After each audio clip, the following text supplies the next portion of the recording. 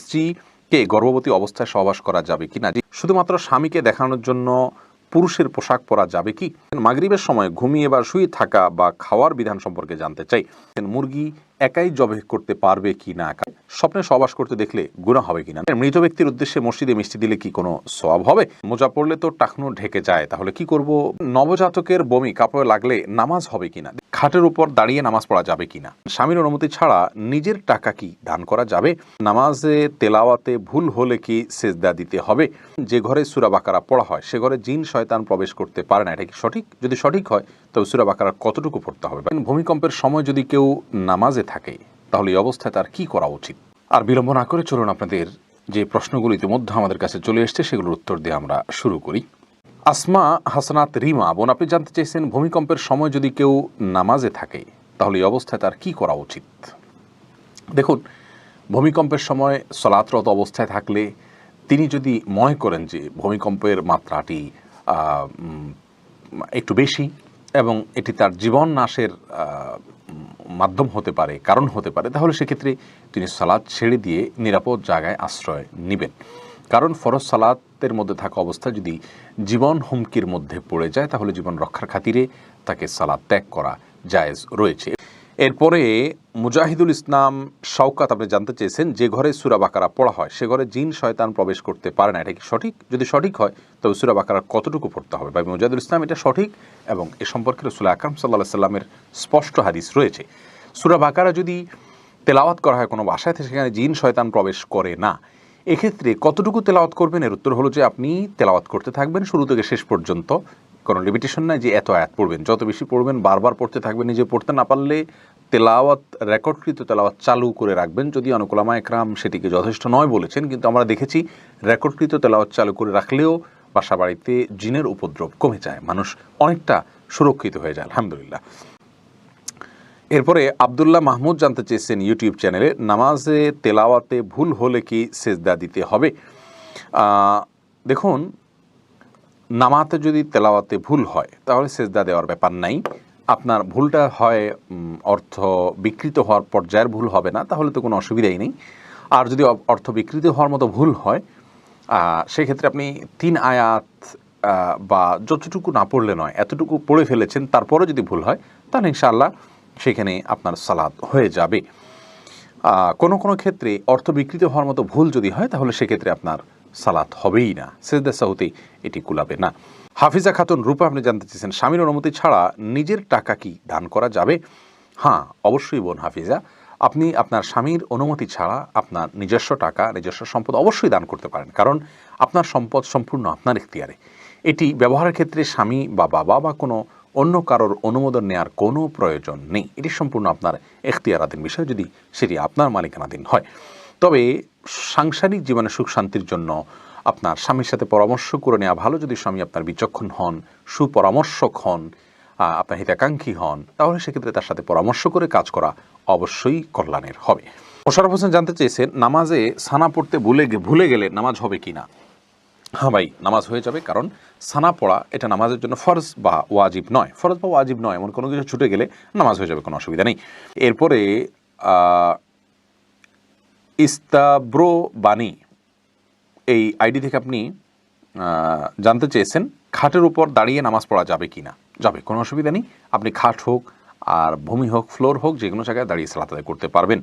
আপনি স্বাভাবিকভাবে যদি সালাত আদায় করতে অসুবিধা না হয় তাহলে সেক্ষেত্রে কোনো অসুবিধা নেই। হ্যাঁ, কোনো খাটের উপরে দেখা যায় যে ম্যাট্রেস বা ফোম থাকার কারণে অনেক দূর ডেবে যায়, যার কারণে রুকু সিজদায় তিনি ব্যালেন্স রাখতে পারেন না এবং সুন্দরভাবে সালাত আদায় করতে পারেন না, সেজদা সঠিকভাবে করতে পারেন না। এরকম যদি হয় তাহলে সেক্ষেত্রে তার জন্য খাটে দাঁড়িয়ে সালাত আদায় করা উচিত হবে না, এটা কমপক্ষে মাকরু হবে, অপছন্দনীয় হবে, তবে সালাত হয়ে যাবে।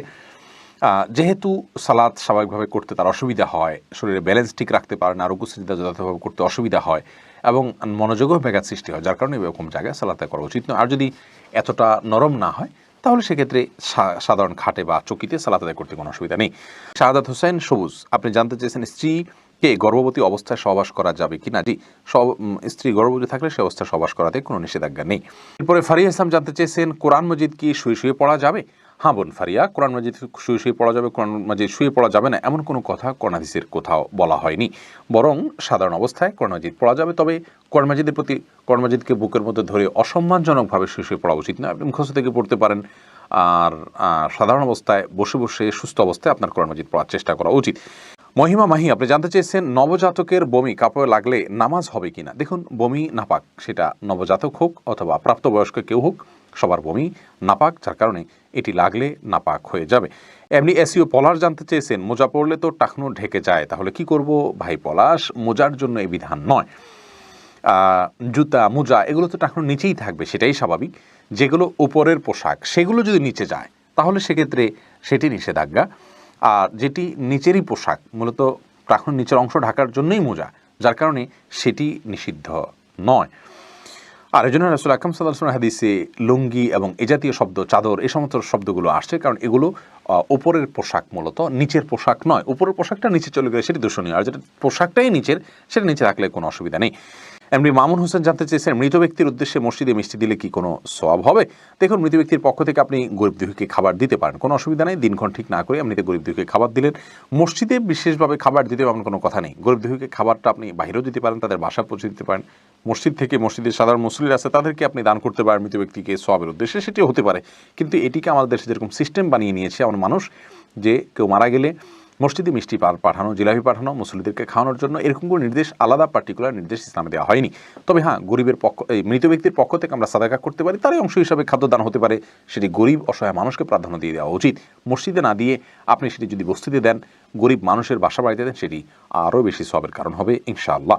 সুজন মুখতার, আপনি জানতে চেয়েছেন ইউটিউব চ্যানেলে স্বপ্নে সহবাস করতে দেখলে গুনাহ হবে কিনা। না, এর কারণে কোনো গুনাহ হবে না, কারণ এটি বান্দার ইচ্ছার দিন কোনো বিষয় নয়, বান্দার ইচ্ছাধীন বিষয় নয়, এমন বিষয়ের জন্য আল্লাহ তাআলা বান্দাকে পাকড়াও করবেন না। জান্নাত আরা জুলি, আপনি জানতে চেয়েছেন মুরগি একাই জবাই করতে পারবে কি না কারো হেল্প ছাড়া। হ্যাঁ, করতে পারবে, কোনো অসুবিধা নেই। মুরগিতে একজন ধরতে হবে এমন কোনো বাধ্যবাধকতা নেই। আপনি মুরগি যেভাবে খুশি সেভাবে জবাই করবেন, জবাই করাটাই হলো মুখ্য। বিসমিল্লাহ বলে জবাই করতে পারলে আপনি নিজে একাও করতে পারেন, কোনো অসুবিধা নেই। এরপরে এমডি রায়হান সিদ্দিকী, আপনি জানতে চেয়েছেন মাগরিবের সময় ঘুমিয়ে বা শুয়ে থাকা বা খাওয়ার বিধান সম্পর্কে জানতে চাই। দেখুন ভাই রায়হান, মাগরিবের পরে এশার আগে শোয়ার ব্যাপারে হাদিসে নিষেধাজ্ঞা রয়েছে। নবী সাল্লাল্লাহু আলাইহি ওয়াসাল্লাম অপছন্দ করতেন এই সময় শোয়াটাকে, যার কারণে মাগরিবের পরে শোয়া উচিত নয়। তবে যদি কেউ অসুস্থ থাকেন, শরীরে ক্লান্তি থাকে, তিনি শুয়ে আছেন ক্লান্তির কারণে, সেটি ভিন্ন বিষয়। কিন্তু সাধারণ অবস্থাতে এই সময় ঘুমানো নিষেধ, কারণ এই সময় ঘুমাইলে আপনার এশার সালাত তরক হয়ে যেতে পারে। তাছাড়া সকাল এবং সন্ধ্যার সময়গুলো আল্লাহকে স্মরণ করার সময়, জিকিরের সময়, যেন এই সময় ঘুমিয়ে কাটাবেন না। শুধু সামান্য একটু শুয়ে থাকা, এটা ভিন্ন বিষয়, এটা ইনশাআল্লাহ নিষেধাজ্ঞার আওতায় পড়বে না। তামান্না আখতার, আপনি জানতে চাইছেন ইউটিউব চ্যানেলে শুধুমাত্র স্বামীকে দেখানোর জন্য পুরুষের পোশাক পরা যাবে কি। হতে পারে, কখনো যদি স্বামী দেখতে চায় তাহলে সেক্ষেত্রে সাময়িক সময়ের জন্য শুধু স্বামীকে দেখানোর জন্য আপনি এটা পড়তে পারেন। কিন্তু কোনো স্বামী যদি এটা তার রুচিতে এমনটি চায়, তাহলে সেটি সন্দেহাতীতভাবে তার রুচির বৈকল্যের প্রমাণ, অসুস্থতার প্রমাণ। কিন্তু দুঃখিত, সামান্য সময়ের জন্য স্বামীকে আপনি সন্তুষ্ট করার জন্য এটি করতে পারেন। এরপরে রোজি আহমেদ জানতেছেন রুকু করার সময় কাপড় টাকনুর উপরে উঠে গেলে নামাজ হবে কি। দেখুন, রুকু করার সময় যদি টাকনুর উপরে কাপড় উঠে যায়, তাহলে সেক্ষেত্রে আপনার মেয়ে মানুষ হিসাবে সামান্য এক ঝলকের জন্য উঠলো, 1 সেকেন্ড 2 সেকেন্ডের জন্য উঠলো, তাতে গুনাহ হবে না ইনশাআল্লাহ বিইذনিল্লাহ।